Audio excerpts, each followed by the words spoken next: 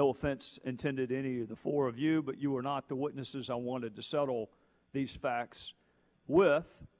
I wanted to ask the Department of Justice, but they're not here, so this is going to be a challenge. So I'll see if I can work my way through it. South Carolina passed a voter ID law in 2011, May of 2011. And in 2011, 1/3 of South Carolina's congressional delegation was African American. I may be mistaken. I suspect that South Carolina's percentage of African American members of Congress may have been the highest in the country in 2011. And as we now know, 1 of 2 African American United States senators is from South Carolina, in the person of my friend Tim Scott. In addition, South Carolina's governor is of Indian descent. Further to same, South Carolina's voter ID law was similar, if not less restrictive, than those DOJ had pre-cleared in New Hampshire, Virginia, and Georgia.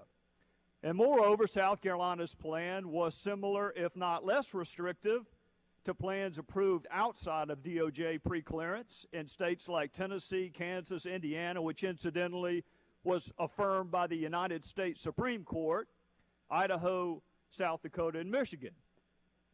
And just to be clear, South Carolina's voter ID law allowed for the casting of provisional ballots where the voter did not have one of the forms of accepted identification. Now, that's withstanding the fact that South Carolina's new voter ID law made it easier to obtain one of those forms of identification, allowed for the casting of provisional ballots.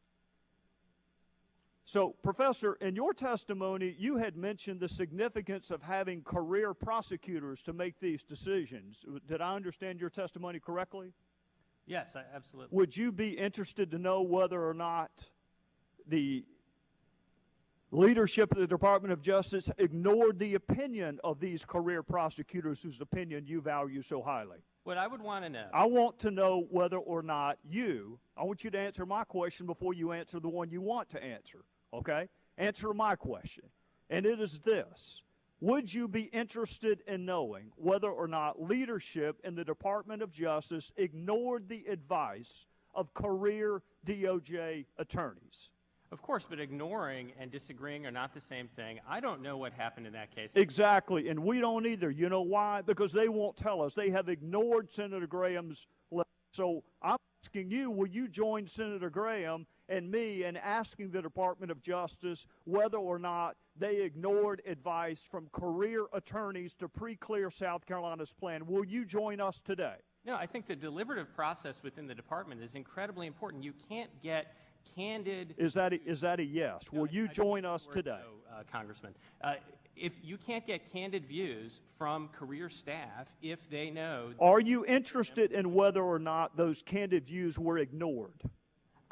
You know, as a citizen, I would be interested whether they're ignored, but ignored. As a citizen, how about as a law professor? Yeah. Would you be interested in whether or not sound legal advice was ignored for political expediency? Would you be interested in that? Sure, but I think the proof in the pudding in this case is precisely in the opinion of the district court, which I referred to. Oh, I've read the opinion. And by the way, who won? And by the way, it who was won? a decision, by the way. South Carolina won. By the way, and here's the difference. I'm going to reclaim my time. Here's the difference. There was a 1.6% difference in African Americans who had accepted photo IDs, acceptable photo IDs, and white South Carolinians. 1.6% difference. 20 years ago, when I was working on voting rights cases, that was considered de minimis.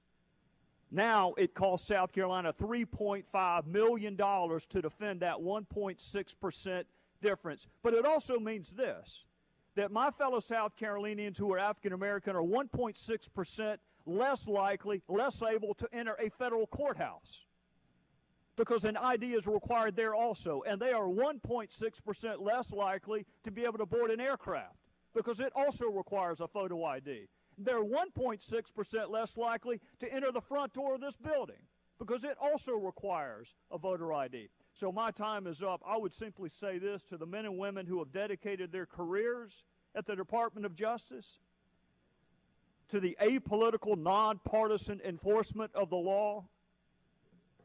I'm sorry that we're having to have this hearing. And I'm also sorry to the state of South Carolina that it had to spend $3.5 million to have a district court ultimately, a 3-judge panel ultimately agree with us. And I'm sorry for the Department of Justice that they put politics ahead of the law. And with that, I would recognize the gentleman.